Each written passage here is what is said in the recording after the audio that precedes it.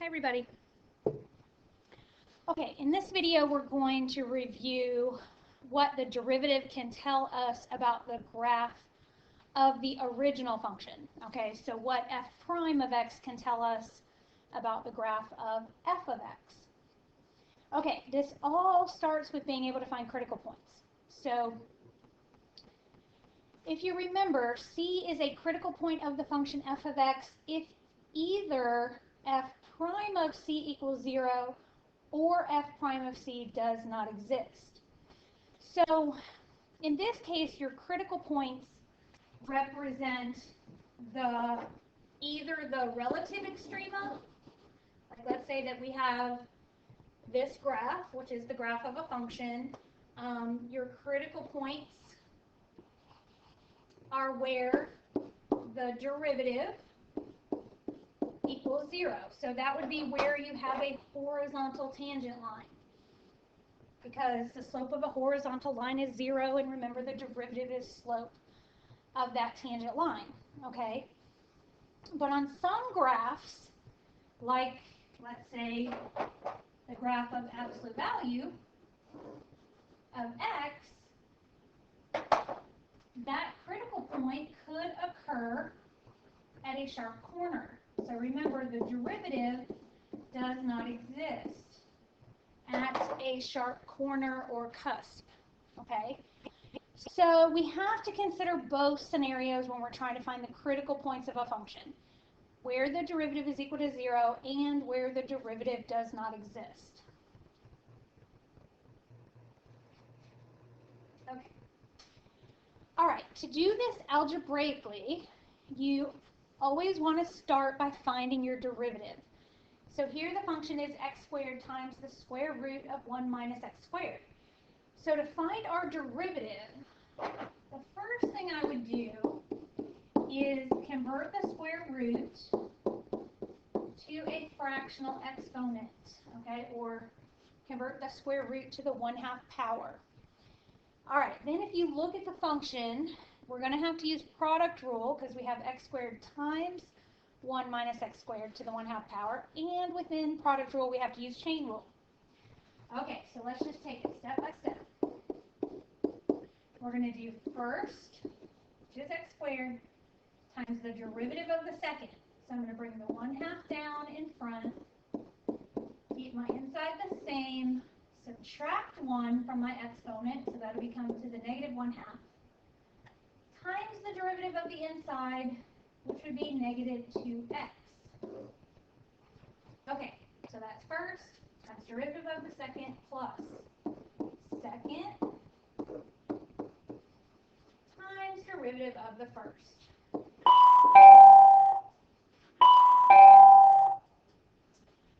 Okay, now, to clean this up a little bit, in our first term, we could multiply the 1/2 times the negative 2, so that'll just become negative 1. And then x squared times x will be x cubed, so we'll have negative x cubed over, and I'm going to move the 1 minus x squared to the negative 1/2 to the denominator to convert that negative exponent to a positive, and then I'm just going to take it back to a square root. So the first term would simplify to this. Okay, and then our second term, so we're going to have plus, we're going to have 2x times the square root of 1 minus x squared. Okay, now, in order to get this into a form where we can figure out where the derivative equals 0 and where the derivative does not exist, we need to add fractions here. We want to get it into a single fraction, okay, or a rational function. So we're going to have to, right now this is over 1, we're going to need to multiply this fraction by the square root of 1 minus x squared over itself. Okay, and again, we're just trying to get a common denominator here.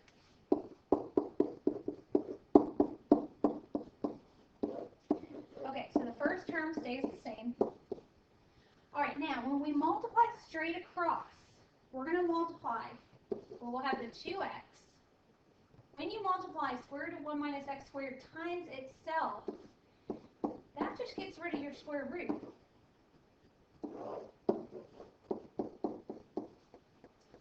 All right, we're getting a little bit closer. Now we can actually add our numerator. Okay, so I'd probably distribute that 2x. We'll have negative x cubed plus 2x minus 2x cubed all over the square root of 1 minus x squared.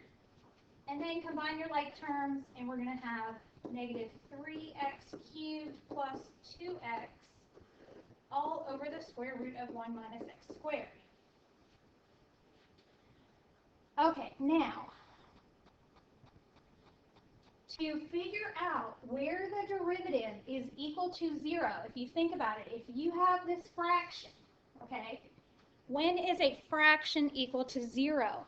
Well, that is when the numerator is equal to 0, okay? So basically, f prime of x equals 0 when negative 3x cubed plus 2x equals 0. So we're just going to try factoring this and then just solving it for x. So I'm noticing that we can factor out a negative x, which is going to leave 3x squared minus 2. Set each factor equal to 0. And then solve from there. So if we have negative x equals 0, we know x equals 0. If we have 3x squared minus 2 equals 0, we would add 2, divide by 3, and then we would square root both sides.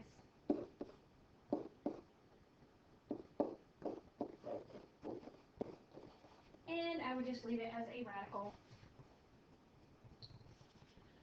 Okay, now, remember that we're referring back to our derivative, okay?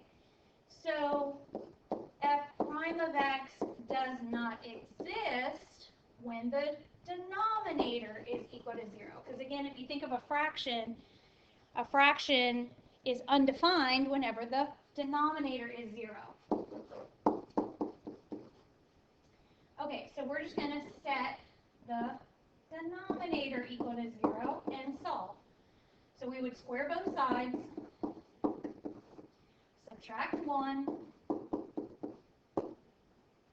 divide by negative 1, and square root both sides.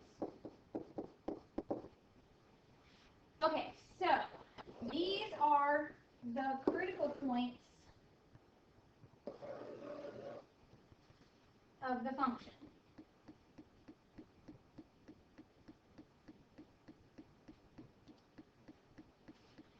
Okay, so you guys, these are your critical points. Just remember, though, your critical points have to be in the domain of the function. So one last thing that you may want to get in the habit of doing is taking these and plugging them back into the original and just making sure it's not undefined.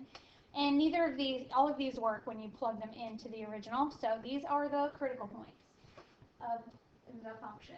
Okay, so I wanted to pick a function that was a little bit more complicated to show that you have to consider both scenarios when the derivative is equal to 0 and when the derivative does not exist. Okay?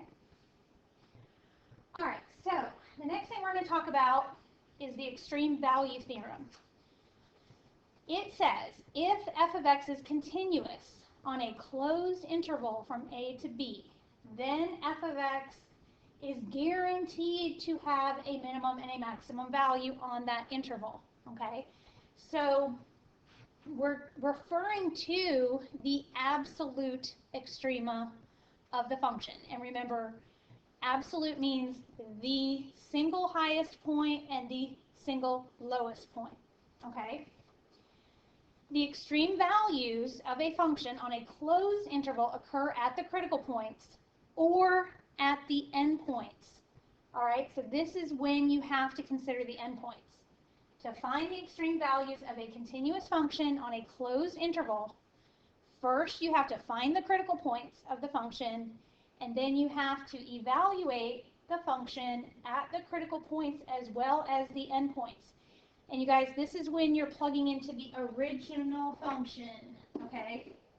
Not the derivative, into the original function, and you're just looking for the largest y value, which is your absolute maximum, and the smallest y value is your absolute minimum. Okay, let's look at an example. This time we have a rational function. So we want to find the absolute extrema on the interval from 5 to 6. Now, remember, the hypothesis is that f of x is continuous on the interval. Now, a rational function like this one, remember, these are the graphs that have the vertical asymptotes and the point discontinuities or the holes. So just make sure that the function is continuous on the interval. If we have x squared plus 1 over x minus 4, where is this function discontinuous? Well, it's discontinuous at 4. Because if you plug in a 4 for x, you get 0 in the denominator, okay? This graph would have a vertical asymptote of x equals 4, or an infinite discontinuity. But that's okay. 4 is not in the interval from 5 to 6. So we're good. This function is continuous on that interval, okay? All right. So we've got to find our critical points. So we've got to find our derivative. And we're going to have to use quotient rule. So we're going to do low d high minus high d low, which is 1, all over low squared. Okay, let's just clean up our numerator. So we're going to distribute that 2x and get 2x squared minus 8x. And I'm going to distribute my negative. Minus x squared minus 1 all over x minus 4 squared. Okay, keep simplifying. We can combine like terms. 2x squared minus 1x squared is 1x squared minus 8x minus 1 all over x minus 4 squared. Okay, now just like before, to find our critical points, we need to consider when this derivative, or meaning the numerator, when the numerator is equal to 0, because it's a fraction. So this derivative is equal to 0 when the numerator is equal to 0.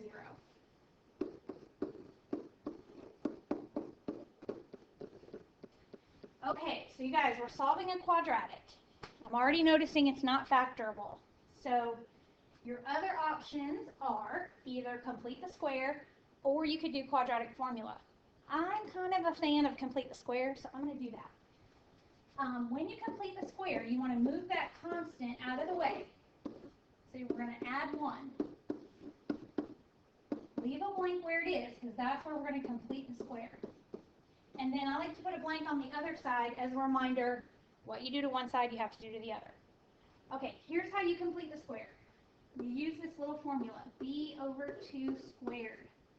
Well, the b is negative 8. So that's going to become negative 4 squared, which is 16. Okay, so we're going to add 16 to both sides. All right, the left side is now a perfect square trinomial. It is now factorable.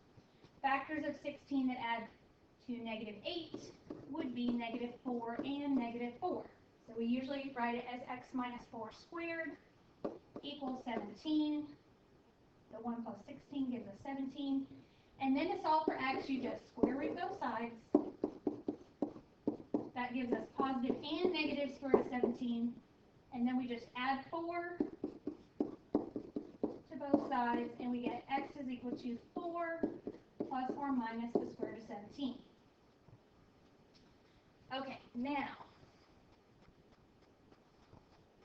let's go back to our derivative for a minute, which was right here. Okay, now if you remember, like in our last example, to find our critical points, we have to consider when the numerator is equal to 0 and when the denominator is equal to 0. But I want to point out something. If we set the denominator equal to 0, x minus 4 squared, and we solve for x, we're going to get x equals 4. X equals 4, number 1, is not in the domain of the function because we just said that's where the function has a vertical asymptote. And it's also not in the interval, okay? So we don't have to actually waste our time setting the denominator equal to 0. Okay, however, since we ended up with some irrational critical points here, let's see what those actually equal. So I'm just putting them in the calculator. So 4 plus the square root of 17 is approximately 8.1231. And then 4 minus the square root of 17 is negative 0.1231. Okay, these are critical points of the function, but if you notice, they are not in the interval. Let's go back to our interval. Our interval is from 5 to 6. So you're only really looking for the critical points in that interval, okay? So that is telling us that our absolute maximum and absolute minimum occur at the endpoints, okay? So we're going to just plug these into our original function.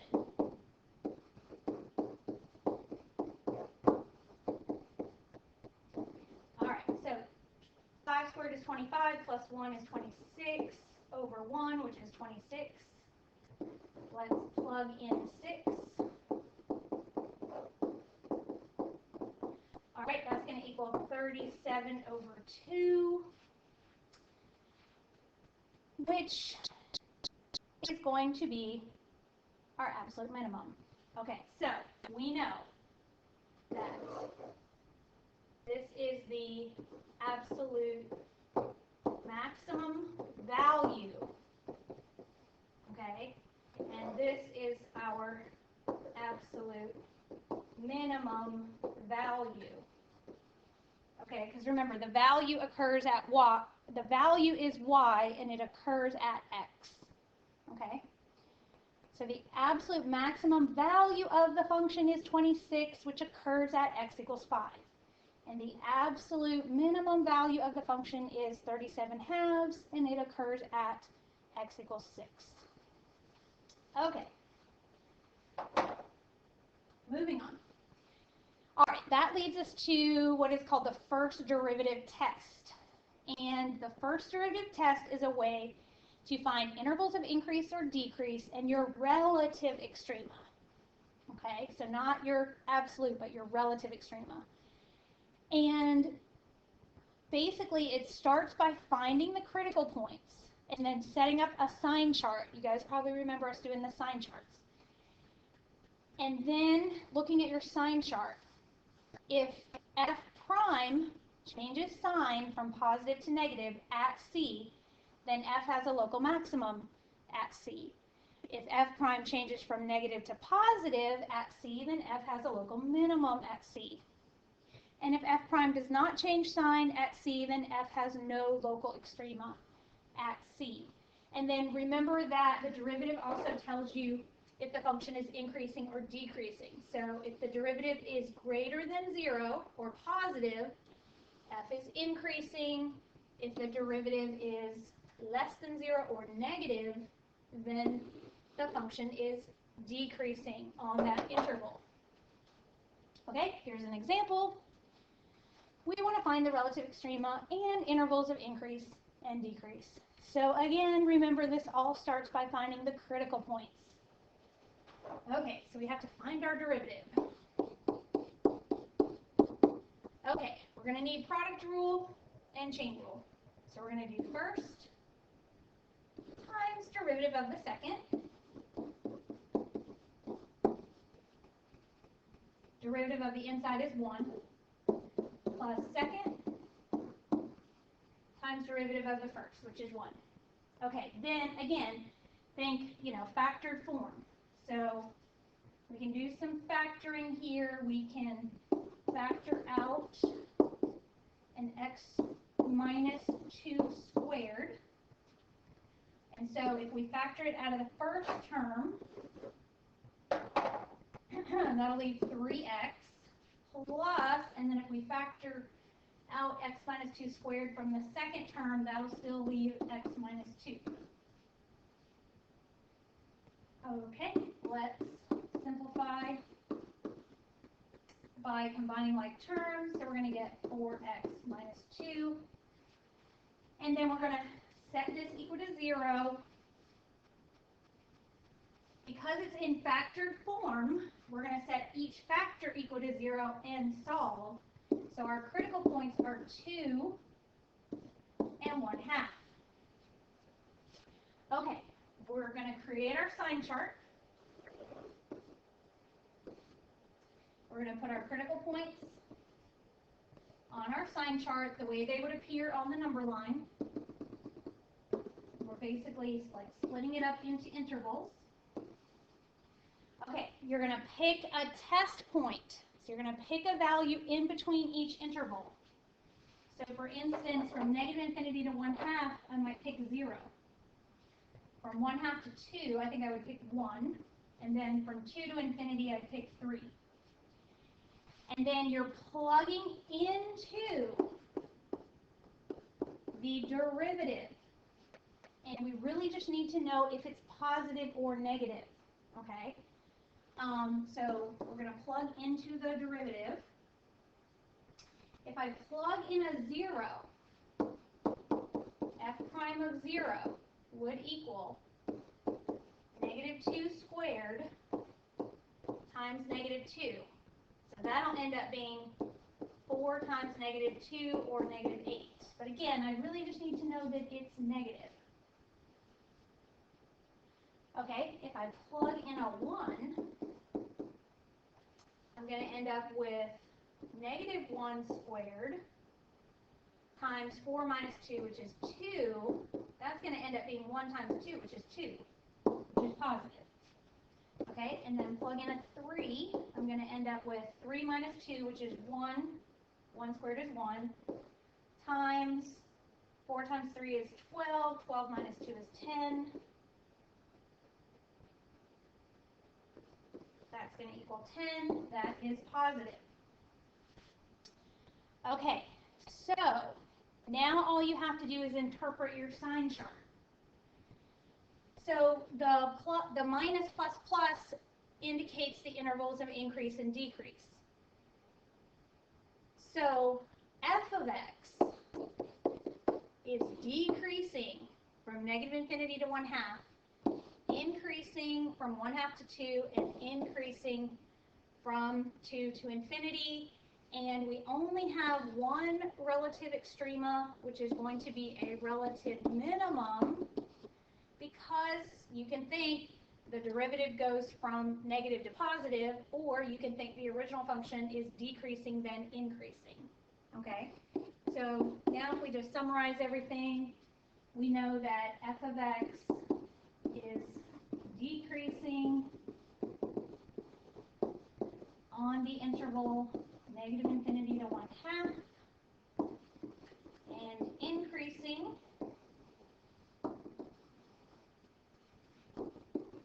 on the interval 1/2 to 2 and 2 to infinity. F of x has a relative minimum at x equals 1/2. Okay?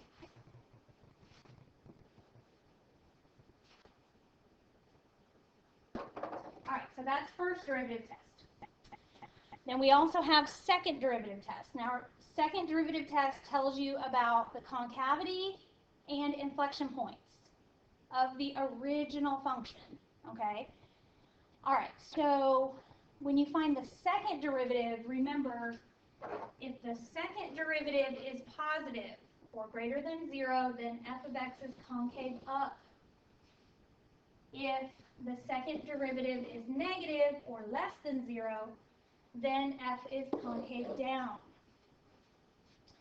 Where the graph changes concavity is where you have an inflection point, okay?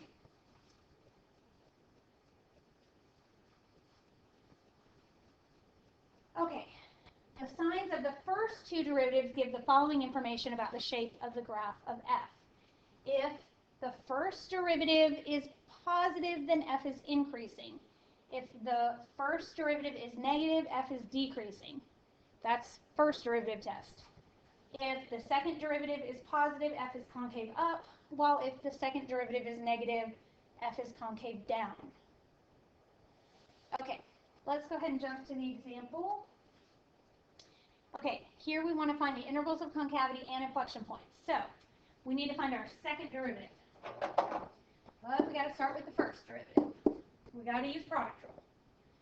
So we're going to do first times derivative of the second plus second times derivative of the first. All right. Let's simplify this by factoring. So we can definitely factor out an e to the x out of each term, which is going to leave x squared minus 7 from the first term plus 2x from the second term, and then I would probably just put that like in standard form, x squared plus 2x minus 7. Okay, second derivative, we have to use product rule again. So we're going to do first times derivative of the second plus second times derivative of the first. Okay, again, let's do some factoring. We can definitely factor out e to the x again. Okay, that's going to leave 2x plus 2 from our first term plus x squared plus 2x minus 7 from our second term. And then we'll just combine like terms. So we'll have x squared plus 4x minus 5. Okay, now, to find our possible inflection points, which I like to call pips, we have to set the second derivative equal to 0. Well, in factored form, that means we're going to set each factor equal to 0. So I'm going to go ahead and split that up. Okay, now, e to the x. You remember what that graph looks like. That's your exponential growth graph. Okay? It actually has a horizontal asymptote. Y equals 0. So this is never going to equal 0. Okay? So that's not going to give us a solution. But the quadratic will give us a solution, and it is factorable, so let's try that. Factors of negative 5 that add to 4 would be positive 5, negative 1, and then we'd set each factor equal to 0, and we'd get negative 5 and 1. Okay, so those are our pips, possible inflection points. We're going to put negative 5 and 1 on our sign chart. This is our second derivative. We're going to pick some test values within each interval. So from negative infinity to negative 5, I might use negative 6. From negative 5 to 1, 0 would be easy to plug in. And from 1 to infinity, I might pick 2. We're going to plug into the second derivative. Okay, so we're going to end up with, if we plug into the second derivative, we're going to have e to the negative 6, so just plugging in here, times negative 6 squared, which is 36, plus 4 times negative 6, which is negative 24, minus 5. Okay, so this, now e to the negative 6 is just 1 over e to the 6th power, so that's always positive, okay? we've got 36 minus 24 minus 5. Well, that's going to equal 7. So this is going to be like 7 over e to the 6, which we don't necessarily need to know that final value. We just need to know that it's positive. Okay, let's plug in 0. We're going to have e to the 0 times 0 squared plus 4 times 0 minus 5. Remember, e to the 0 is equal to 1, so that equals negative 5. Okay, let's plug in a 2. We're going to have e squared times 2 squared, which is 4, plus 4 times 2, which is 8, minus 5. So this will just end up being 4 times 8 is 4 plus 8, excuse me, is 12. 12 minus 5 is 7, so 7e squared. Again, I don't need to know that exact value. I just need to know that it is positive. Okay. Then we just have to summarize our sign chart. So we know that f of x is concave up on the interval negative infinity to negative 5 and 1 to infinity because f double prime is positive. Okay, there's your reasoning. All right, f of x is concave down on the interval negative 5 to 1 because f double prime of x is negative, or you can put less than 0. F of x has inflection points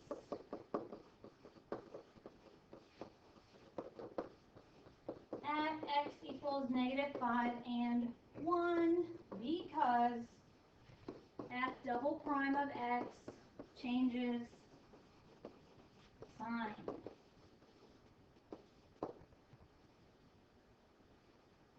Okay.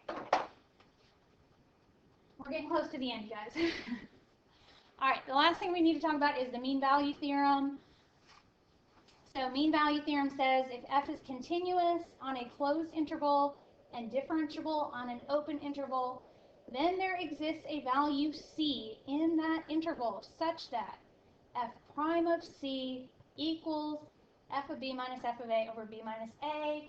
You can remember this as f prime of c is slope of the tangent line,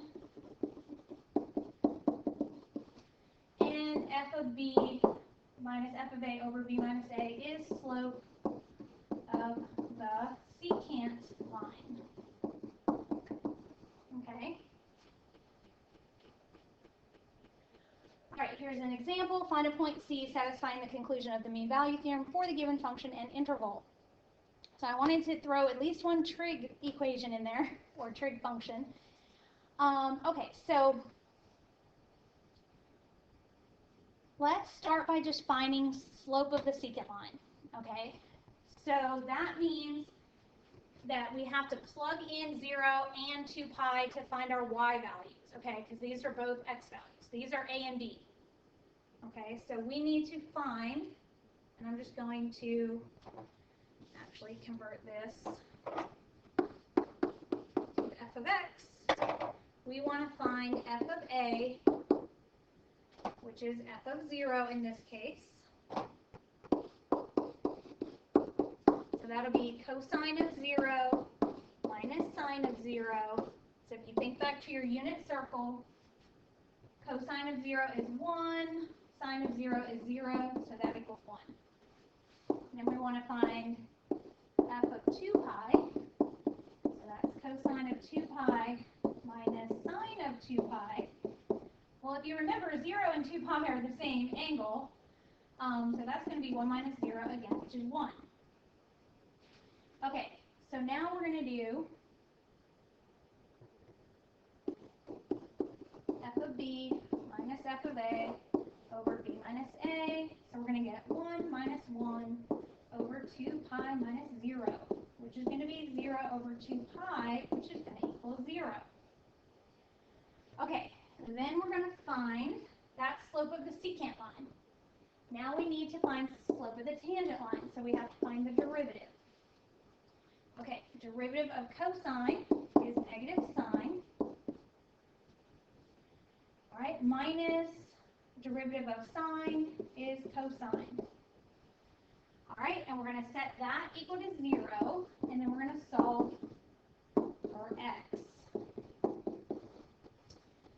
Okay, so you guys, the easiest way to solve this equation is to, I would probably just add cosine. And we're trying to figure out on our unit circle from 0 to 2 pi where the opposite of sine would equal cosine, okay? Now think about it for a minute. Sine and cosine are the same at pi over 4, okay, because that's square root of 2 over 2, square root of 2 over 2. This would be 3 pi over 4, negative square root of 2 over 2, square root of 2 over 2. All right. This would be 5 pi over 4, where they are both negative. And then here we have 7 pi over 4, square root of 2 over 2, negative square root of 2 over 2. So these are basically the angles that we're considering. But we got to figure out where negative sine would equal cosine. So where would the opposite of sine be equal to cosine? Well, it's not going to be at pi over 4. At 3 pi over 4, if we find the opposite of sine, that would make it negative square root of 2 over 2, which would equal cosine. So we know 3 pi over 4, it works. Well, at 5 pi over 4, excuse me, they're both negative. So that's not going to work. But at 7 pi over 4, if we find the opposite of sine, which is right now negative square root of 2 over 2, the opposite is positive, that would equal cosine.